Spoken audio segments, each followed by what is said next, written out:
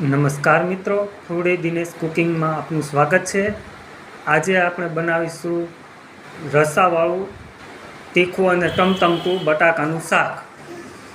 એના માટે મેં 3 થી 4 મીડિયમ સાઇઝના બટાકા લીધેલા છે। એનો વઘાર માટે આપણે રાઈ જીરું, મીઠો લીમડો, આદુ મરચાંની પેસ્ટ, હિંગ, મસાલામાં આપણે હળદર, મરચું, ધાણા જીરું, મીઠું, કિચન કિંગ મસાલો, ગરમ મસાલો, ખાંડ, એક ટમેટું, ગાર્નિશ માટે ધાણા અને લીંબુ। શાક બનાવવાની તૈયારી ચાલુ કરીશું। એના માટે મેં એક બાઉલની અંદર 2 પાવડા તેલ લીધેલું છે।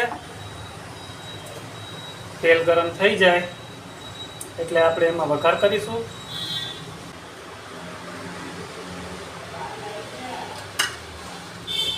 તો આપણે એમાં રાઈ જીરું 1 ચમચી, રાઈ જીરું ફૂટી જાય એટલે આપણે એમાં 5 થી 6 મીઠા લીમડાના પાન,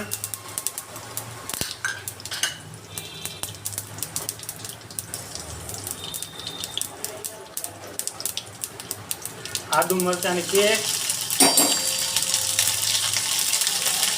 આપણે એમાં રાખીશું હિંગ અને બટાકા।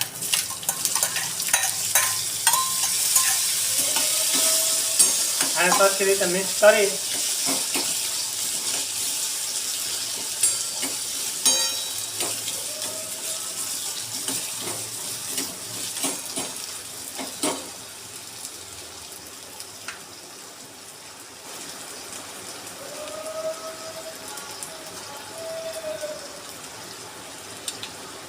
અને અડધી ચમચી હળદર નાખી દેશું।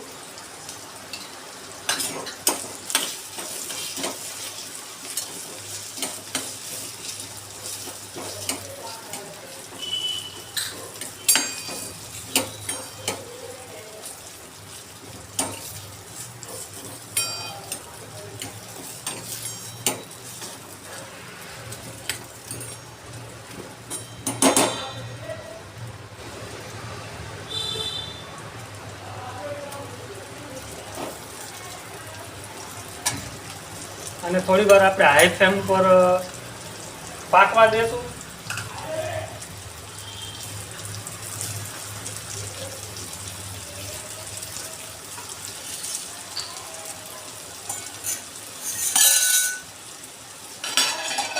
ઢાંકીને મૂકી દેશું।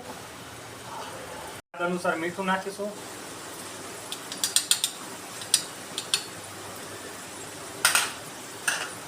લાલ મરચું પાવડર, તીખું બનાવવાનું છે એટલે લાલ મરચું થોડુંક વધારે નાખીશું,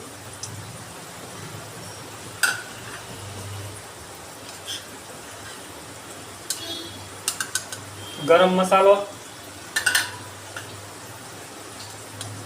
ધાણા જીરું પાવડર,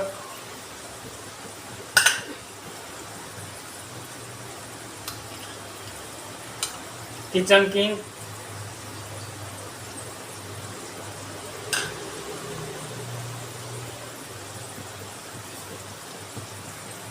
સ્વાદ અનુસાર ખાંડ, અને આપણે એક જે ટમેટું મૂકેલું હતું એ નાખી દઈશું।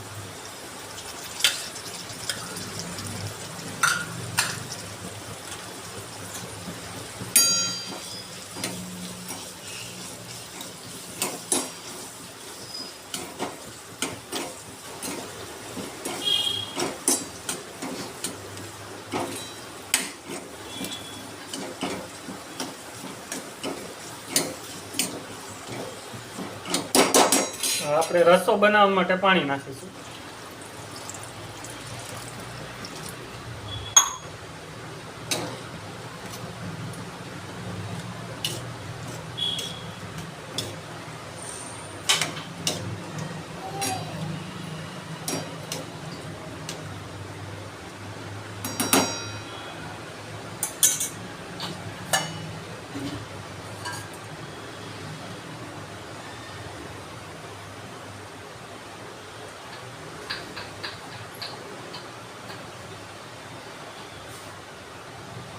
આપણું શાક બની અને તૈયાર થઈ ગયું છે.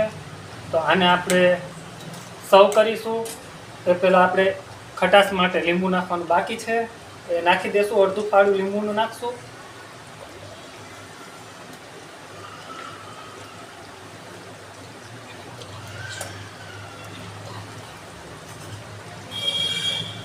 થોડા આપણે ધાણા નાખીશું.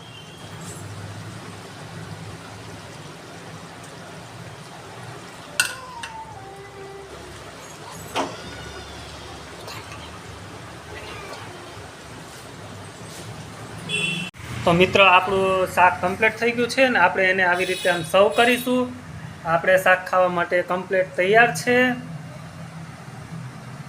કેવું લાગ્યું કોમેન્ટ કરો, શેર કરો અને સબસ્ક્રાઈબ કરો. ખૂબ ખૂબ આભાર. Thank you.